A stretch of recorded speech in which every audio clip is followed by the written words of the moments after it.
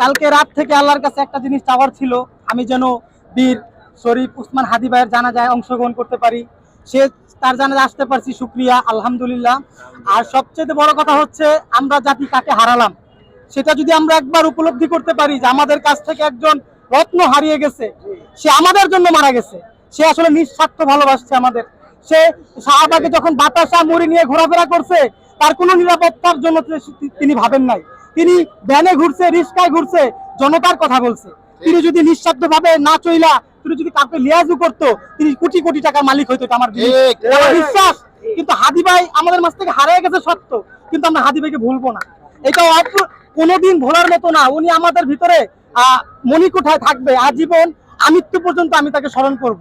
আমি তাকে চিনি 7 মাস ধরে, 7 মাস ধরে আমি তাকে তার বক্তব্য শুনি, কিন্তু তার প্রত্যেকটা বক্তব্য আমার হৃদয়ে আঘাত করছে। জাতির জন্য যে মানুষ এইভাবে কথা বলতে পারে, তার সংসার, তার বাচ্চা, তার ওয়াইফ সবকিছু ত্যাগ করে এই সাধারণ মানুষের কাছে এভাবে মিশতে পারে, সেটা তাকে না দেখলে আমি জানতাম না। আর সবচেয়ে বড় কথা হচ্ছে হাদি ভাই দুনিয়া থেকে চলে গেছে, এটা আমি ভাবতেই পারতেছি না। এটা আমার ভিতরেই আসতেছে না যে চলে গেছে, তার বক্তব্য আর কখনো শুনতে পারবো না। এটা আমি জানতে মানে জানার সাথে সাথেই যখন গত শুক্রবার জানলাম যে তাকে গুলি করা হয়েছে, তো 30 মিনিটের পরে কিন্তু বাংলাদেশ এটা প্রচার হয়ে গেছে যে হাদি ভাইকে গুলি করা হয়েছে।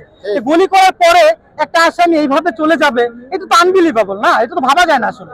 এটা তো কোনো ধরনের ছোট ছিলই না যে পাখি উড়ে উড়ে চলে গেছে। একটা মানুষ চলে গেল ইন্ডিয়ার মতো জায়গায়, এটা তো ম্যাক্সিমাম 3-4 ঘন্টার একটা বিষয় নাকি, যেভাবেই যাক 3-4 ঘন্টার আগে তো সম্ভব না। এইভাবে চলে গেল। আমাদের এখানে বলা হয় যে প্রশাসনিক খুবই এগিয়ে গেছে, এটা করছে ওইটা করছে, কই খুনির আজকেও যে আমাদের যে জানাজা হইলো, কেউ বললো না। এই যে আজকে আপনার হচ্ছে ধর্ম উপদেষ্টা কথা বললো, তারপর হচ্ছে আপনি প্রধান উপদেষ্টা কথা বললো, আমি তাদের প্রতি সম্মান রেখে কথা বলতেছি। আমাদের কথা হচ্ছে আমরা এখানে আসছি জানাজায় এবং তাকে বিদায় দিতে না, তাকে মনে রাখার জন্য এখানে আসছি। তো তার বিচারটার কথা তাকে বলা উচিত ছিল, আমাদের আশ্বস্ত করা উচিত ছিল। আমরা কিন্তু আশ্বস্ত হইতে পারি নাই। তার বিচারটা যদি বলতে পারতো যে আপনারা আশ্বস্ত হন, আমি বিচার করব, এক বুক ভালোবাসা নিয়ে চলে যেতে পারতাম। কিন্তু এখন পারি নাই। এখন দুঃখ ভারাক্রান্ত মন, আসলে কাকে বলবো এই বিচারের কথা?